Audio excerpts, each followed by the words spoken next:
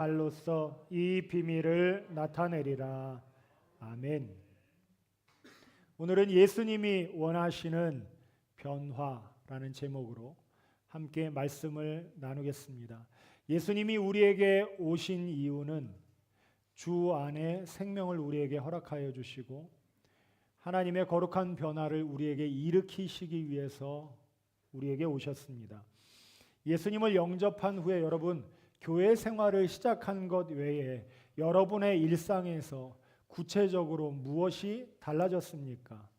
예수님을 믿는다는 건 내 인생 주인이 바뀌었다는 것인데 크고 위대하신 하나님, 이 땅을 통치하시고 우리를 사랑하시는 하나님이 우리와 함께 계셔서 우리를 이끌고 계신다면 마땅히 총체적인 변화가 우리의 삶에 일어나야 합니다. 물론 이런 변화가 하루아침에 다 짠하고 일어나진 않는다고 할지라도 시간이 걸리더라고 할지라도 우리는 지속적으로 주님 안에서 은혜 가운데 변화되어 가야 합니다. 여러분 오늘 말씀을 통해서 주님과 동행하는 사람에게 일어났던 변화가 무엇인지 살펴볼 텐데 오늘 말씀을 들음으로 사랑하는 우리 모든 성도들의 삶에도 하나님이 기뻐하시는 지속적인 놀라운 은혜의 변화들이 계속 일어나게 되시기를 주님의 이름으로 축원합니다. 예수님은 먼저 우리의 기도를 변화시키기 원하십니다. 기도가 바뀐다는 건 내 마음이 바뀌고 내 인생의 목적이 변화된다는 의미와도 같습니다. 억울한 누명을 쓰고 감옥에 갇힌 어떤 사람이 우리 교회나 다른 친구에게 단 한 가지 기도 제목만 부탁할 수 있다면 누구라도 그 감옥에서 빨리 나오게 해달라고 부탁할 것입니다. 바로 이것이 지금 사도 바울이 처한 처지였습니다. 골로새서는 옥중서신이라고 부르는데 복음을 전하던 사도 바울이 감옥에 갇혀 있으면서 골로새에 사는 성도들에게 이렇게 신앙생활하라고 쓴 편지인데 이 편지에서 오늘 본문 4장 3절에 보니까 사도 바울이 한 가지 기도 제목을 부탁합니다. 3절 말씀 함께 읽겠습니다. 또한 우리를 위하여 기도하되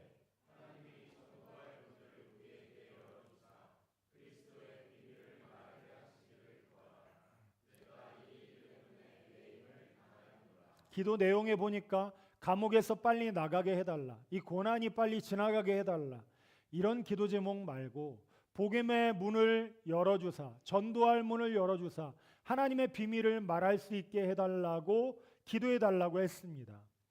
우리는 일반적으로 기도할 때에 또는 기도하진 않더라도 우리 마음에 가지고 있는 생각들은 다 잘 먹고 잘 살게 해달라고, 그래서 돈을 위해 건강, 자녀, 출세와 성공을 위해서 대부분 생각하고 기도합니다. 하나님도 우리의 필요를 위해서 기도하라고 하셨으니까 지금 말한 이 기도 제목은 나쁜 게 아니고요. 하나님의 자녀로서, 자녀의 권세로서 당연히 기도할 수 있는 것들입니다. 근데 사도 바울은 오늘 읽은 골로새서 4장 그 앞장에 3장 1절에 보면 예수 믿는 우리에게 이렇게 권면합니다. 그러므로 너희가 그리스도와 함께 다시 살리심 받았으면 예수님의 십자가의 은혜를 알면 너희가 주님과 함께 죽었다가 주님과 함께 다시 산 자가 되었다면 뭐라고요? 위의 것을 찾으라. 땅의 것만 찾으며 살지 않고 위의 것 찾으며 살아가는 사람이 되라고 우리에게 권면합니다. 우리가 예수님을 믿고 우리의 인생의 주인이 정말 바뀌었다면, 예수와 함께 죽고 살아나는 것을 알았다면 그 십자가의 은혜가 얼마나 크고 위대한 것인지, 내가 절대로 값을 치르고 그것을 얻을 수 없는 것이라는 것을 알게 된 사람이라면 그 사람은 이 땅의 것만 위해 살지 않고 이제는 하늘의 것 구하면서 사는 사람이 되라는 말씀을 여러분 우리는 많이 들었고 그렇게 해야 되는 것을 다 알고 있는데 왜 지금도 우리는 이 땅의 것만 구하면서 이 땅을 살아가고 있습니까? 왜냐하면 그 이유는 우리 안에 해소되지 않은 갈증과 배고픔이 있기 때문입니다. 하나님은 우리 안에 해소되지 않은 이 갈증과 배고픔을 해결한 완벽한 해결책을 이미 우리에게 제공해 주셨고, 그 해결책을 발견한 사람은 오늘 본문의 사도 바울처럼 이 땅의 것을 구하지 않고 하늘의 것을 구하는 사람으로 이 땅을 살아갈 수 있습니다. 여러분, 세상의 방법, 우리의 갈증과 배고픔을 해결하는 이 모든 이유는 다 행복을 위한 것인데, 사람들은 백만장자가 되면 행복할 것이라고 생각하며 그것을 구합니다. 하지만 백만장자가 되보면 억만장자가 되기를 바라고, 억만장자가 되어도 더 많은 돈을 얻고 싶어 합니다. 왜 우리 안에 있는 욕심은 이렇게 끝이 없을까요? 아무리 돈을 많이 가져도 언젠가는 이게 고갈되어 버리고 사라져 버린다는 걸 알기 때문입니다. 우리는 많은 돈으로 좋은 집을 사고 좋은 차를 사고 명품 백을 얻고, 요즘에 사람들이 말하는 노후 준비를 빨리 끝내서 편안한 삶을 살면 행복할 것이라고 생각하지만, 여러분, 많은 사람들이 말하듯이, 또 우리가 경험을 통해서 알고 있듯이, 우리가 가진 소유가 우리에게 행복을 가져다 주지는 않습니다. 좋은 집을 가져도 그 기쁨이 한 달이 넘어가지 않고, 아무리 좋은 차, 좋은 핸드폰을 가져도 일주일이 넘지 않습니다. 하나님이 우리에게 행복을 주시는 방법은 우리 안에 있는 갈증과 배고픔의 문제를 해결하시기 위해 내가 잡고 있는 주도권을 바꾸는 것을 방법으로 주셨습니다.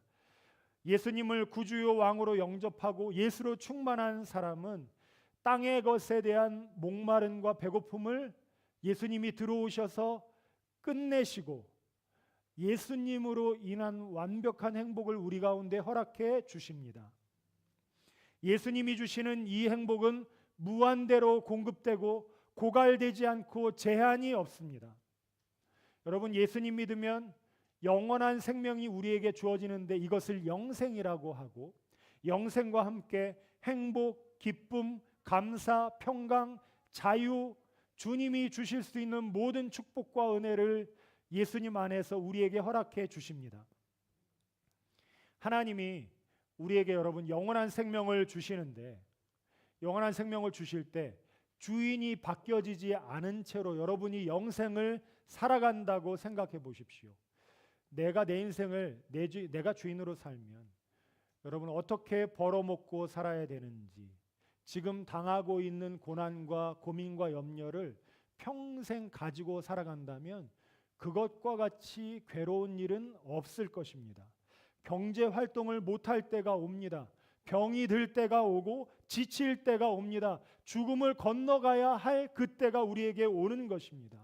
그래서 예수님은 우리 안에 오셔서 내가 가지고 있는 갈증과 배고픔에 허덕이며 살아가는 것이 아니라 내 안에 있는 주도권을 나로부터 하나님께로, 예수님께로 옮겨 가셔서 주 안에서 만족하고 평안하고 쉴 수 있는 은혜와 평강을 우리 가운데 허락해 주십니다. 예수로 충만해서 이것을 알고 누리는 사람은 여호와는 나의 목자시니 내게 부족함이 없으리로다 라고 고백하는데, 여기 이 시인의 고백은 자기가 정말 다 가지고 있기 때문에 부족함이 없다라고 말하는 것이 아닙니다. 원하는 걸 다 주셨기 때문이 아니라 여호와가 내 목자이시기 때문에 내 인식이 바뀌었더니, 주도권이 변경되었더니 더 이상 내게는 부족함이 없다 그럽니다. 여러분, 목자는 나에게 유익이 되고 내게 필요한 것은 반드시 주시지만 내게 무익하고 해가 될 것은 절대로 주시지 않습니다. 우리는 우리의 인생을 한 치 앞도 못 보기 때문에 내가 이게 정말 필요하다고 생각하지만 하나님이 보시기에는 그렇지 않은 것들이 너무나 많습니다. 하나님이 목자이심을 믿으면 우리 안에 있는 미래를 향한 불안과 갈증과 배고픔의 문제가 내 주도권이 바뀜으로 인해서 해소되고 해결되고 염려를 벗고 그 안에서 쉴 수 있습니다. 사도 바울은 왜 감옥 안에 있으면서도 빨리 나가고 싶어 하지 않았고, 많이 배웠고 돈을 벌 수 있는 능력도 있었고 가문도 그 이스라엘에서 가장 출중한 가문이었는데 돈이나 명예나 사회적 지위에 연연하지 않았을까요? 사도 바울은 예수 그리스도 안에서 완전한 평안과 만족을 이미 다 누렸기 때문입니다. 여러분, 그리고 오늘 예수님이 여러분에게 오셔서 주님 믿는 그 제자들에게, 하나님 믿는 성경의 사람들에게 허락하셨던 그 만족과 은혜와 갈증이 해소된, 배고픔이 없는 그 충만한 삶을 여러분에게 선물해 주시기를 원하십니다. 감옥 바깥에 있는 우리보다 감옥 안에 있는 사도 바울이 예수 안에서 참된 평안을, 감사를, 기쁨을, 생명을, 자유를 다 누리고 있었기 때문에 그는 장소가 어디든 상관없이 배고프지 않고 불안하지 않고 목마르지 않았습니다. 물론 그의 마음은 왔다 갔다 했을 겁니다.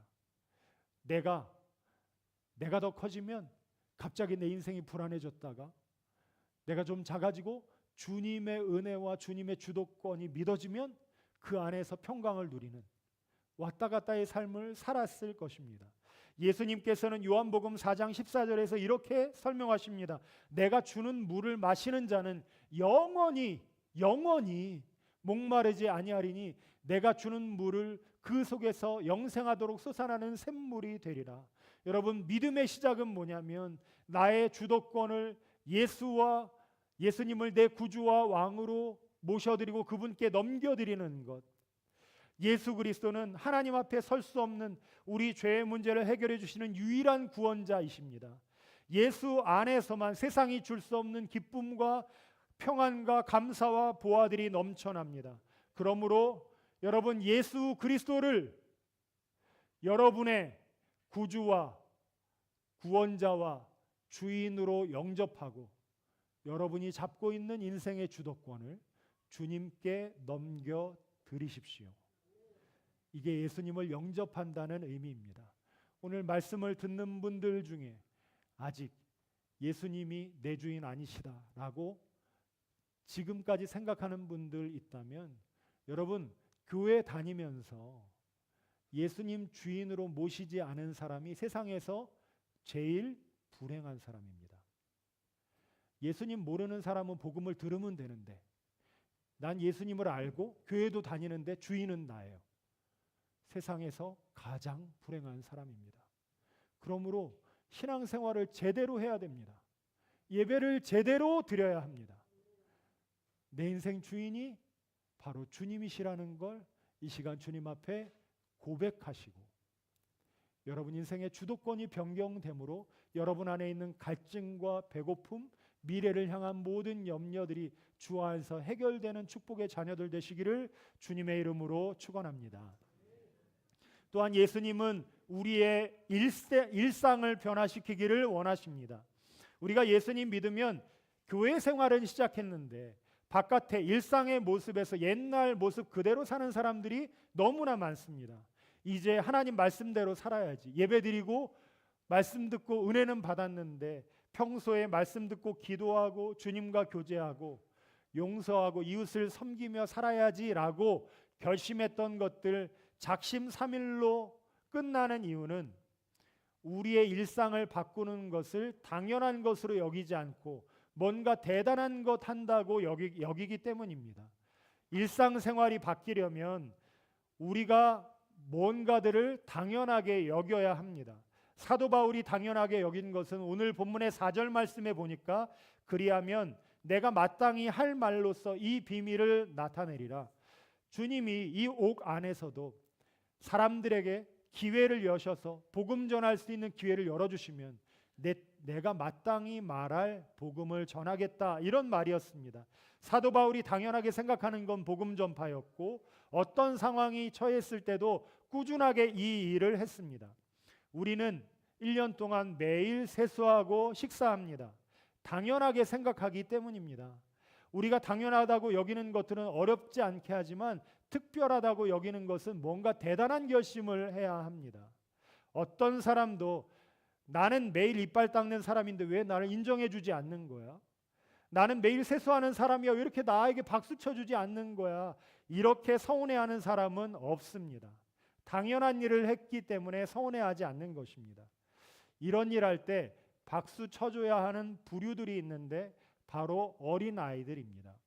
어린 아이들은 이빨을 닦을 때마다, 세수를 할 때마다, 아장아장 거릴 때마다 대단한 일을 했다고 박수를 쳐줘야 합니다. 그런데 성인이 되었는데도 당연한 것 하면서 박수 받고 상 받으려고 하면 어딘가 아픈 겁니다. 아직 성숙하지 못한 거예요. 그런데 우리는 우리 일상을 살 때 하나님 앞에서 서운할 때가 많고, 가족들에게도 서운할 때가 많고, 누군가에게 서운할 때가 많습니다. 우리의 봉사, 헌신, 섬김, 기도, 구제, 전도, 나는 대단한 일을 했다고 생각하고 어마어마한 희생을 치렀다고 생각합니다. 그래서 마음 한편에는 공로의식을 차곡차곡 쌓아놓고 신앙생활하다가 어떤 때 우리에게 어려움이 오면 하나님, 내가 이렇게까지 헌신했는데 왜 나에게 이러시는 겁니까? 라고 주님을 원망합니다. 왜 공로의식이 생겼을까요? 공로를 쌓았다고 생각했기 때문에. 예수를 믿으면 당연히 해야 될 하나님 앞에 은혜를 받았으므로 주님을 사랑하는 사람들이 당연히 지켜가야 될 일들이 우리에게 있는데, 그것을 지켜가는 게 우리에게 은혜이고 복인데, 그걸 당연한 것으로 여기지 않고 대단한 것으로 여길 때 우리는 공로를 쌓아가게 되는 것입니다. 대부분의 세상의 사람들을 보면 다른 사람이 헌신한 것은 당연하게 여기고 자기가 좀 노력하고 수고한 것을 대단하게 여기면서 공치사하는 사람들이 있습니다. 하나님은 이걸 반대로 살아가길 원하십니다.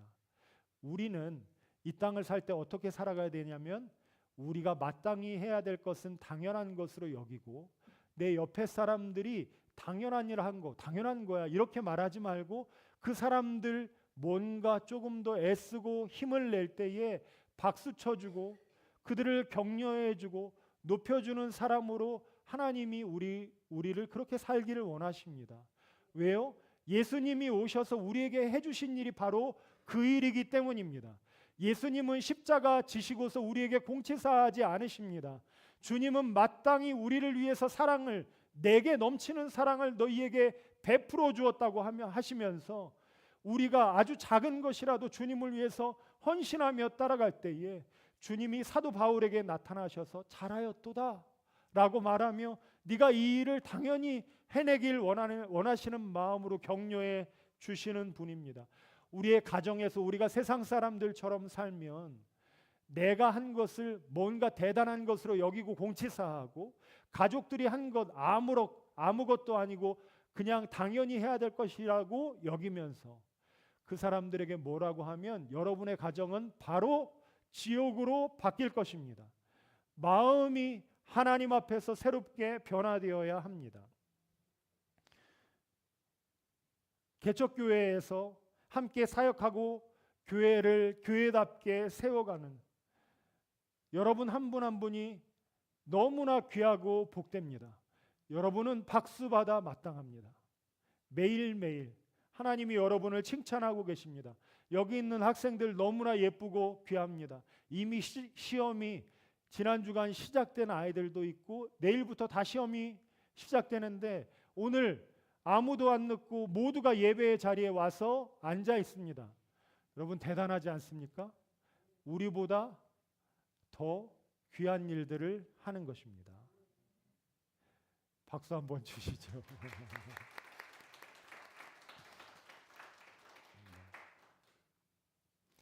하지만 여러분들은 박수 받을 때 나는 당연한 일을 했다라고 여겨야 하는 것입니다.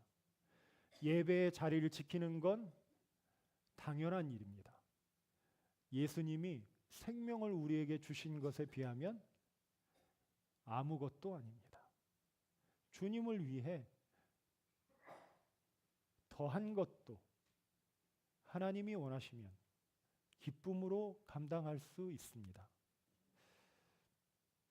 여기 계신 성도님들도 너무나 귀하고 복되십니다.